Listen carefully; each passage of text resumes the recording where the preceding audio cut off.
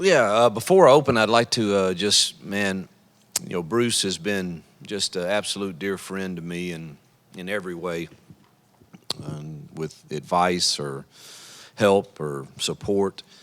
And he lost his father yesterday, so our prayers are with he and his family as they deal with that. And also Zay Walker's grandmother passed away yesterday to a heart attack, and that was I know what it's like to lose a grandmother that was in your home and raised you, and so he's dealing with that also. And so our hearts and prayers go out to both of those families as they're dealing with loss. Fan day last Saturday I thought was incredible. I don't know the numbers or anything, but for people to stand in that immense heat to get in to see our players and staff, I thought was incredible. And hopefully nobody left, or not too many people left, feeling disappointed in any way for the Lions getting cut off. But that was a great testimony to the Auburn family for sure. Gardner Langlow, I think it's already been reported, has decided to hang up football. And I think that's it. So I'll open it up for questions. Coach, there's been reports today that you were going to announce a starting quarterback today in Payton. Thorne, is that true? Do you want to announce I was going to. You guys seem to know everything before it happens, so I don't. That's interesting to me because only 4 people knew that, and I didn't even tell the staff. So it's interesting to how everything works today, but it's just a different day and time. But yeah, I've decided to start Payton, Thorne, and let me say this first. I totally believe that Robbie and Holden, we can win games with any of the 3. A lot of that would depend upon how we play defensively and how the supporting cast play. I believe in all 3 of those guys, and there are days that there's been very little separation. I just believe, man, my gut is usually right, and usually when I follow my gut, and I'm not saying my gut is right that Payton is the guy for all 12 games, but my gut is saying it's the time to do this. To get us best prepared for the opening of the season. I'm hoping that all 3 will handle that news extremely well and to continue to work, because I believe with all my heart Robbie Ashford gives us an absolute better chance to win the game if he accepts this news and continues to work and develops himself, because he might be the most freakish athlete I've ever had at quarterback. But to this point, I think the separation, the reason Payton is getting the nod is just the leadership ability and the understanding of the offense. And he's been in some really good battles, and just seems like he was more efficient in the decision-making to this point. Not that the others were terrible by any means. It was not just a slam dunk. And so I hope that everyone will handle it right. This is happening in a lot of places. NFL, here, you compete, and you continue to compete. And trust me, once someone gets that job, they got to hold on to it. And hopefully the others continue to work every day to press to make me feel like I need to second guess that. That's the hope. You didn't seem too thrilled with the receivers on Saturday. How have they done this week? Well, it was about 88 loafs on Saturday. That's an exaggeration, but there were a lot. They had a really good week last week, and they've had a better week this week. We had our best practice. I lose track of days. Today is Thursday. We had our best practice Tuesday night, and I think they're improving. Still way too many MAs, or when I say MAs, the route is truncated. If it's supposed to be at 12, there is at 10, and we've got to get all of that cleaned up, and we got 2 weeks to do that. But they've had a solid week. They just did not have a good scrimmage. And truthfully, I didn't think when I watched the film after the scrimmage, I thought it made me sick. I didn't think we competed. And it was almost like we just melted under that heat. And we had, we've handled the heat pretty well. It's been maybe the hottest camp I've experienced. But, of course, when you're here, you get to take a break inside, and we cool them down with all the water mist and all of that. You go over there for that game, there's none of that going on that day. And I just didn't think we handled it extremely well. I'm excited for another opportunity this Saturday to see how we handle it. But they've bounced back pretty good this week. Camden Brown finally practiced yesterday and looked decent, so hopefully that adds some more depth to that room. Hugh, when it comes to choosing a starting quarterback, and every head coach has been through it, and obviously it's a different situation than another position. How hard is it for you to deliver that news and try to make them understand that it's not the end of the world? Yeah, it's not easy. It's because it is different. You don't. One guy's going to get primarily most of the snaps, and so that's not easy because you've watched those other two kids, compete hard for it and train all summer and work for this moment. But you know what? That's life, and everybody doesn't always get the prize that they want, but how you respond to that's going to really determine more about you and probably paid more dividends for your longer term in life and in football. If you just you accept it, don't like it, but go back to work, and let's see what happens. Listen, last year at Liberty, I played 4 quarterbacks because of injuries. We lost our starter the first series of the first game to a broken hand. You put another one in there, he gets hurt, and you're down to number 3. And there was one game I had to play number 4. And so you never know when your time's coming and what you're going to do with it when it comes. And if you make the most of that, you might not ever see the bench again. And so I want to say this about Robbie. He will always have a package. If he handles all of this the right way, he will always have a package because he adds an element to us that's a little different. Coach, after the scrimmage on Saturday, you were talking about you thought you had made up your mind, and then you had to kind of rethink it after the scrimmage. So what was the process of going from that point where you may have had 2 or 3 quarterbacks on your mind to narrowing down to 1 now? Well, no, I really felt like it was Payton going into that scrimmage, and then in the scrimmage I thought he pressed too much, and I didn't like that. And I can't have a guy that – and I think that's one of the reasons I'm at this point is I want to see what he does now. All right. I'm the guy, and I go back to relaxing and playing within the system. That was all that. And Robbie had a really good Saturday, comparatively.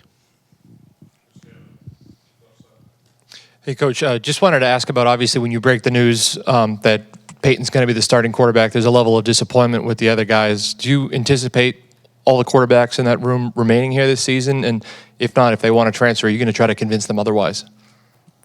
What a world. What a world. I don't know. What do you think I should do? Play them all. Yeah, we'll just try to make them all happy. Every man's got to do what he thinks is right for himself. This idea that just because you got some difficult news that you should consider bolting on your team and all of that, that ain't the world I come from. That ain't that's not how I was raised with a team and so I sure hope that that's not the case. I haven't heard any of that, and so hope that's not the case. Hope they'll go to work and compete.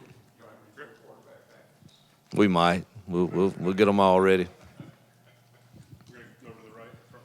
Hugh, you and a lot of other people on the staff have talked a lot this fall about what you said, Payton Thorne absorbing the offense and kind of having a good understanding of it. How have you seen that evolve maybe from day one of camp to where you are now, where you're comfortable with naming him the starter? Well, that's the guy's in here all the time.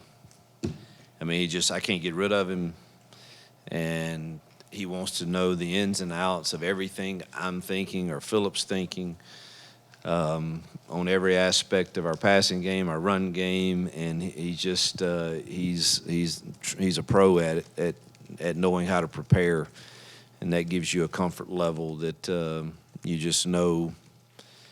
You feel like he's going to have the right mindset and have the understanding of the game plan for sure, and hopefully the others will also, but you're pretty confident he is by the way he approaches every day. Where did you see Holden really kind of grow in this battle and getting this Yeah. experience to compete? Holden's the most natural passer of all of them, truthfully, in my opinion. Still absorbing. There's a lot of times he's not made the right decision, maybe in the RPO game or in his reads or again the protection set the right way. But he's just a young kid, but he's got a bright future, and there's no doubt in my mind.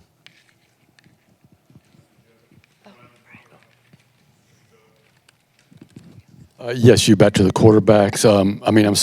Wide receivers. Have any of those guys stepped up enough to where you feel comfortable with them being in the rotation? Have you liked what you've seen Yeah, I from feel them? good about Jay and VAR. I feel good about Shane and Amari and gosh, I won't forget somebody. Camden's been hurt, so it's really, yesterday was really his first practice since I've been here, so it's really hard for me to get an accurate evaluation there. Shorter will be in the rotation to give us some bigger bodies. Nick, I'd say outside right now, if you had to say, those four big guys are probably in the rotation along with those slot guys, and Caleb Burton in the slot also, those three guys, but that's the ones that's gotten most of the reps. Malcolm's been hurt, and so has Coy, and so has Camden, and so it's but those guys are going to have to be in the rotation for sure. With the quarterback position pretty much settled, at least going into the scrimmage, what other positions are up for grabs? What are the competitions that you're looking at this Saturday? Yeah, well, the quarterback situation is set going into UMass unless something happens. It's set. It's done. And he'll get all the reps with the ones, and Robbie will get most of the reps with the twos. Holden will get his share some, but I feel like that's where we are, and that's not going to change unless injuries or something happen. I don't see the other positions as battles. There is no first team, second team in my mind. We need 2 and 3 deep at every one of those, and so I guess if you had to say there's battles, it's who's going to be on that 70-man travel squad, or that 75 if you go on the road to non-conference, whatever it is. There's probably some of those, but you're trying to get those 2 deep secondary and those 3 deep D-line and those 2 deep linebackers and those 2 deep O-line. You're trying to get every one of them ready. I don't see it as a battle. And, yeah, all right, somebody plays well and we roll him out there the first huddle. That's great. He had the better week of practice. But come Series 3, the other guy's going to be out there too. So I just don't see it as, hey, y'all are competing to see who plays and who doesn't. We got to get them all ready.